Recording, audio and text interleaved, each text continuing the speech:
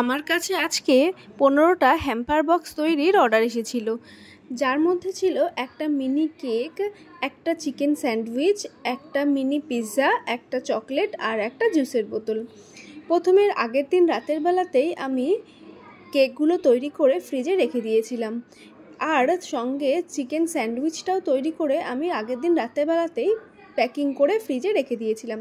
তারপর সকালবেলা উঠে পিৎজার ডোটাও তৈরি করে নিয়েছিলাম, তৈরি করে সমস্ত কিছু রেডি করে নিয়েছি। এটা আমাকে অর্ডার করেছিল সঞ্চিতা, ওর মেয়ের জন্মদিন উপলক্ষে ও স্কুলের কয়েকজন বাচ্চাদেরকে এটা গিফট করেছিল।